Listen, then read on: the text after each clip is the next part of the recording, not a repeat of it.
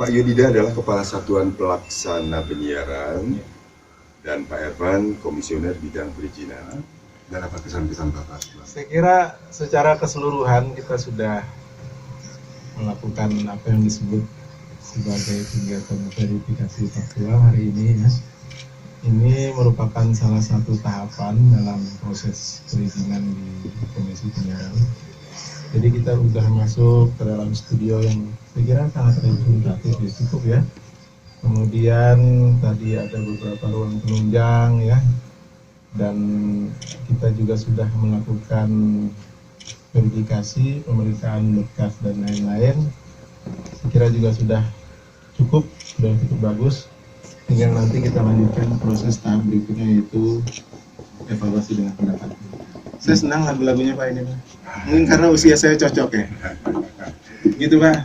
Ya, terima kasih Pak Ervan. Dan Bapak, wah Bapak ini senyum-senyum terus dari tadi. Berkacamata rupanya kawan lama. Dan apa kesan-kesan Bapak setelah melihat? Ya, terima kasih Pak. Jadi artinya di era semua pendengar radio itu FM, Bapak mendirikan radio AM. Ya. Nah, artinya AM ini bukan AM sembarangan AM seperti dulu ya. Bapak ada inovasi untuk teknologi yang mendatang. Amin. Jadi artinya Bapak sudah berpikir bahwa suatu saat orang akan melihat radio itu melihat smartphone. Dimana sekarang zaman sekarang itu orang dimanapun pasti pegang smartphone. Ya. Dan kalau menjaga radio pasti di mobil, di rumah pasti nggak sempat. Tapi begitu dia pegang smartphone pasti ya, kerinduan radio itu pasti ada. Dan itulah yang saya kagumi dari Radio Trabos untuk pengembangan yang akan datang. Dan mungkin secara modulasi juga sangat bagus. Yang tidak seperti AM seperti dulu, hampir bahkan malah melebihi daripada FM meskipun menggunakan AM. Saya rasa itu Pak. Terima kasih. Dan Pak Irfan, setahu saya Pak Irfan ini juga banyak aktif di radio. Bagaimana melihat kita berbeda tentunya dari yang sebelum-sebelumnya, atau mungkin ada hal lain yang mungkin kita bisa tingkatkan di sini. Saya kira yang menarik dari Bravos ini adalah para personalnya terdiri dari orang-orang yang berpengalaman. Ya, yang pasti berpengalaman, kemudian juga punya passion. Karena kita ingat sejarah radio memang harus didahului dengan passion dulu. Kalau nggak ada passion nanti dia cepat untuk bosan gitu ya, cepat berpindah ke media-media lain. Nah, yang menjaga radio ini tetap eksis kan orang-orang yang punya passion, Pak. Iya. Nah, jadi saya kira bagus, selamat kepada Pak Karna, Mbak Lala dan kawan-kawan ini ya, masih punya ya tadi punya passion untuk melanjutkan eksistensi radio.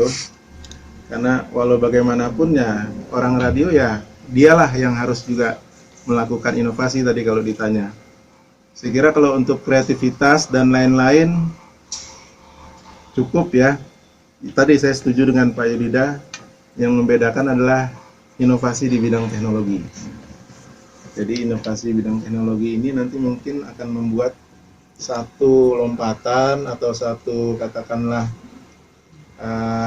kreativitas baru yang membuat orang tidak hanya mendengarkan radio misalnya dari media-media konvensional seperti radio yang statis gitu ya atau di mobil, tapi juga dikombinasikan dengan teknologi yang sekarang sedang berkembang.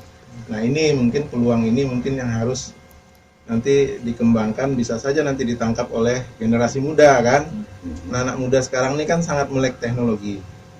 Nah, ini yang mungkin peluang ini yang mungkin nanti akan bisa digali oleh teman-teman di Bravos Radio. Saya kira itu yang menarik. Ya, Pak Yudida mungkin ada kesan lain? Ya, jadi gini Pak. Kalau saya melihat di radio itu dari zaman dulu Pak, saya antara teknis sama programmer pasti beda. Oh iya, betul. Kadang-kadang pendengar radio tidak tahu fungsi teknis, fungsi programmer. Yeah. Yang penting dia bisa writing. Yeah. Tapi di sini saya melihat orang-orang yang memang berpengalaman dan akhirnya bisa mengawinkan antara teknisi dengan programmer.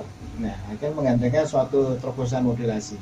Karena kalau tidak ada terobosan seperti ini, nah, Bapak pasti radio kan teknologi sudah ditinggal, Pak. Tapi dengan ada terobosan seperti ini, barangkali dia akan yang akan datang. Itu barangkali ini teknologi akan dikembangkan sekali.